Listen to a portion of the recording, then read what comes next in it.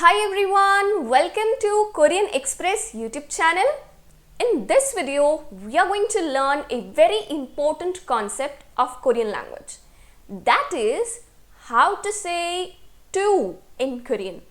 That is how you are going to translate this English word to in Korean language. And it's very important because we use to in English also very often and in Korean also. It is used very frequently. Okay, now in this video we are going to learn this very important word in Korean language. So without wasting any time, let's begin.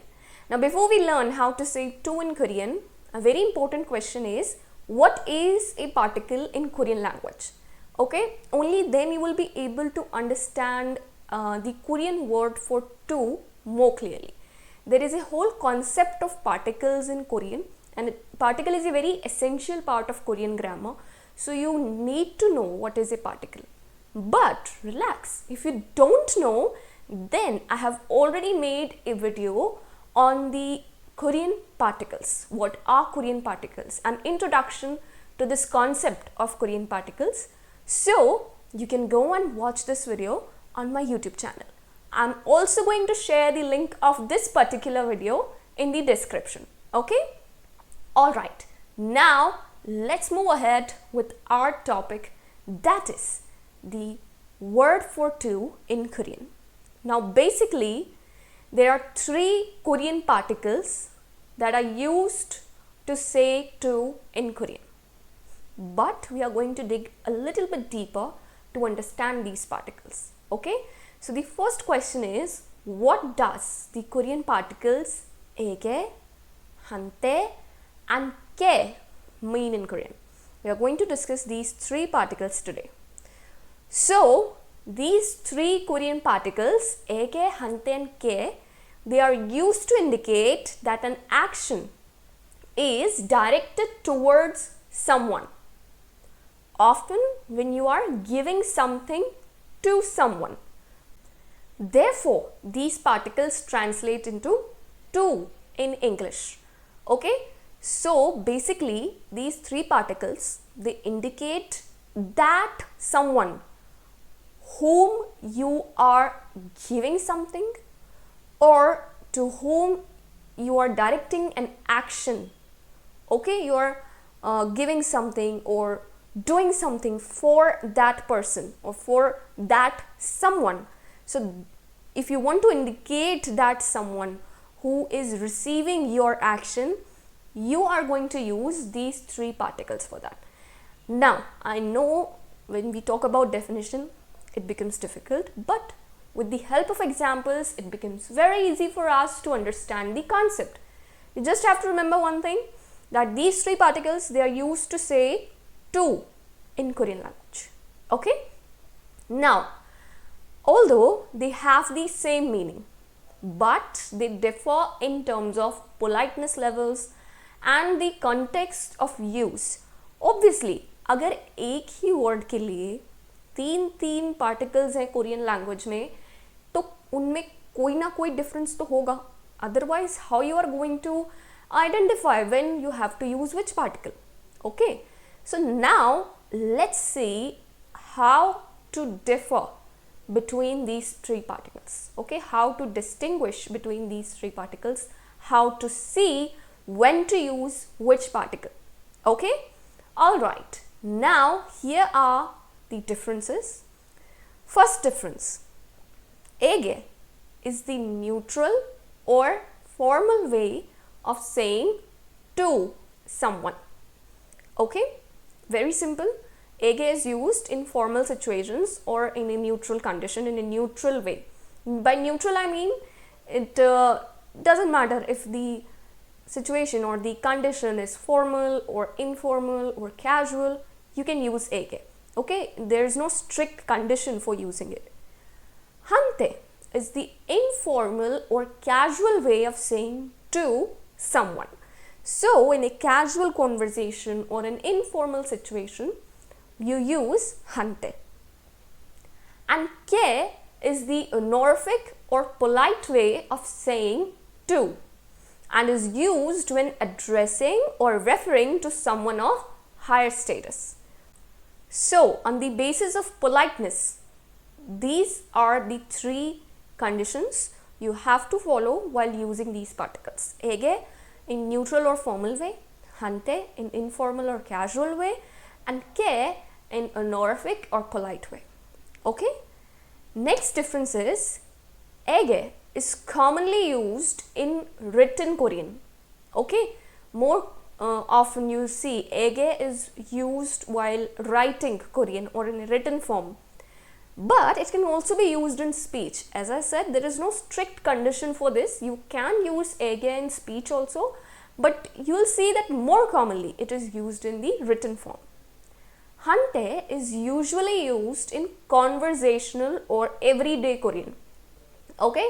So, in speech, in conversation, in everyday Korean language speaking, you use hante. Okay? So, hante is more commonly used when you speak Korean language. Ke is used to show respect. So, usually you use it when you're talking to your elders, teachers, or individuals of higher rank or status. Okay, so if you're talking to someone who is elder than you or who you respect a lot, that person is a very respectable person, then you use ke. So, on the basis of context, the difference between these particles is being distinguished over here. Okay, ege in written Korean, it can be used in speech, but more commonly in the written form. Hante in the conversational Korean, and in everyday life you will more often use hante. And ke is used to show respect, and therefore you use it when referring to someone of higher status. Okay, so this is the distinction between these three particles. They have the same meaning. All three of them, they translate into two, but there is a difference in the level of politeness and in their usage. Okay, now let's look at the example sentences to understand more clearly how to use these particles, right? Now you will be able to understand the whole concept perfectly. First example is, I gave a gift to my younger sister.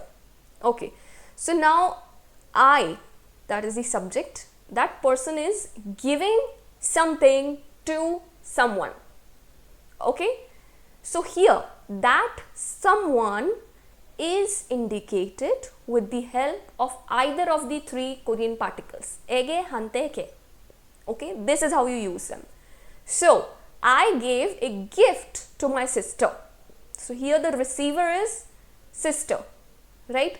In Korean it is going to be 저는 여동생에게 선물을 줬어요. Younger sister is 여동생. The receiver here is younger sister, right? So, you have to indicate the receiver with the particle ege, hante, or ke. Here, you gave a gift to your younger sister, so you don't have to show, I mean, in casual way, you don't show very high respect to your younger sibling, right? So, ke is removed. Now, you can either use ege or hante. It's your choice, right? I have used ege over here, but you can also use hante. Okay, so 여동생 is younger sister and she is the receiver of the gift, of the thing that you are giving.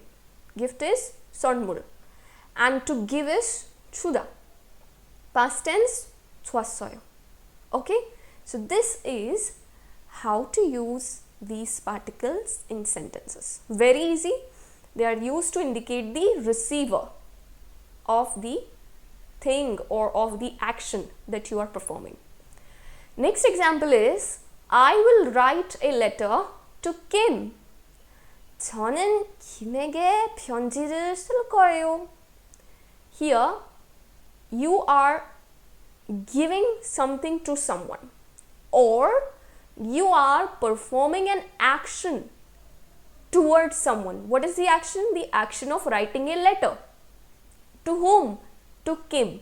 So Kim is the receiver of that letter.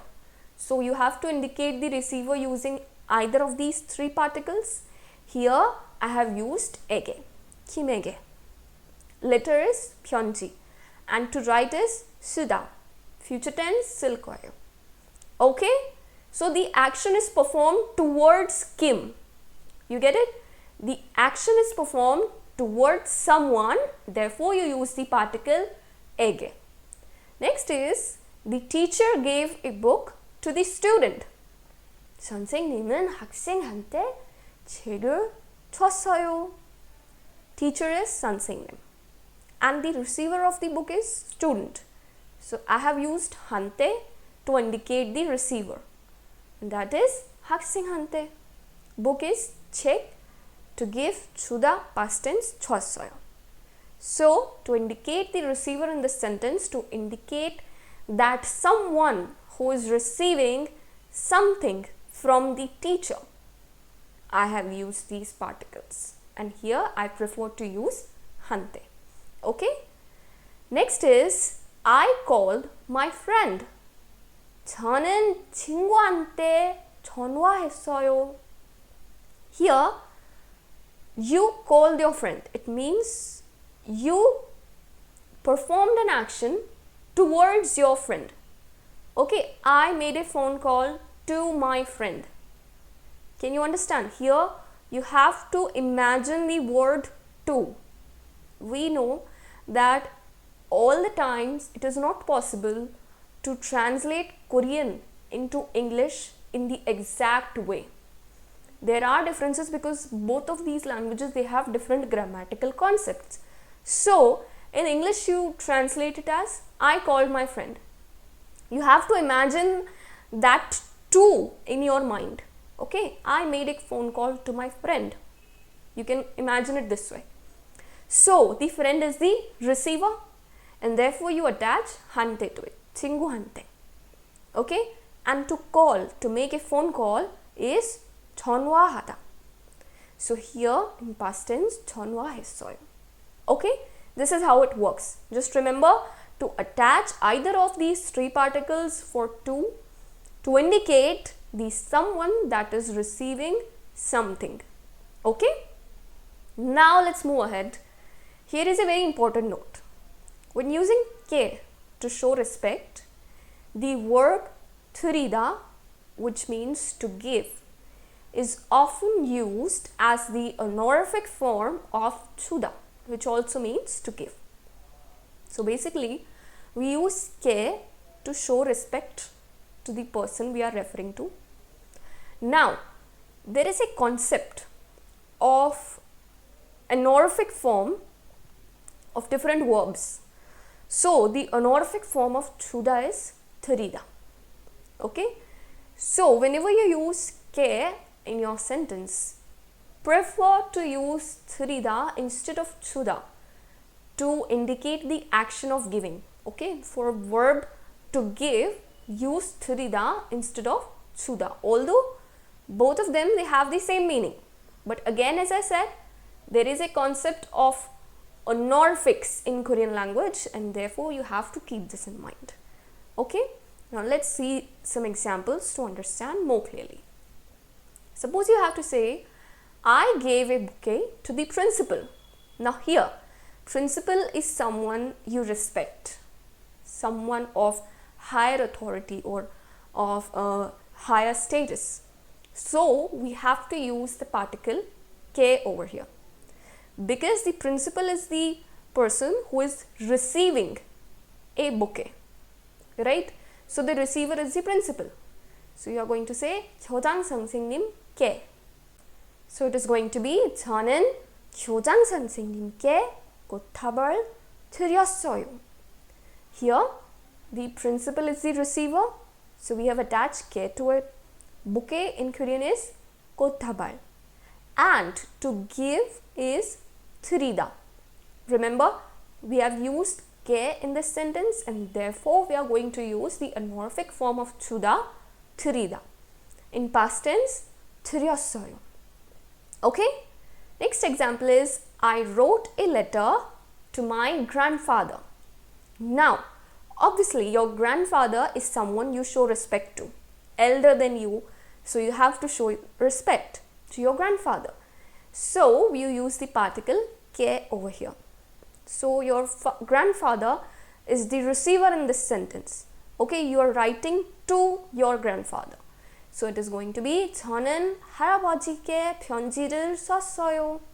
Okay, it is very simple now. So keep this in mind. Whenever you use the particle ke, you have to use the verb 드리다 to indicate the action of giving. Alright, now let's move ahead and look at this very important note. The comparison between ege, hante and ke with e. Okay, let's see what I mean.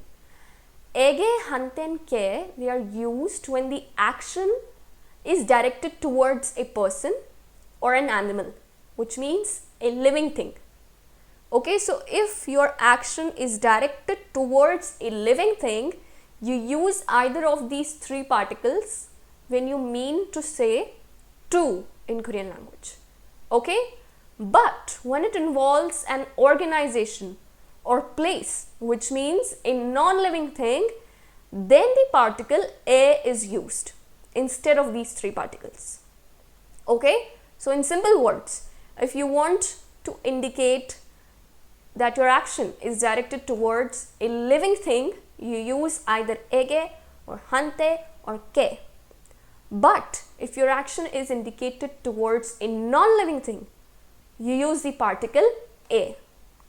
Now let's look at this example. I sent a letter to the school.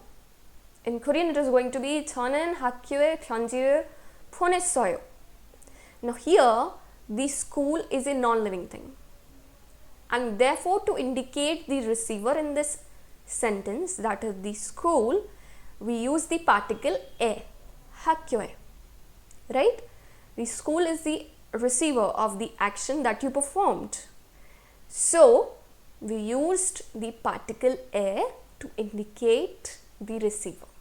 Okay, and to send is 보내다, past tense 보냈어요. Alright, it was very easy. Just remember this important note, when to use e and when to use eke, hante and ke. Okay, alright, so in this video we learned how to say to in Korean language, how to use these three very important Korean particles hante, ege and ke in Korean language. I hope you liked this video. Don't forget to like, share and subscribe Korean Express YouTube channel. Thank you.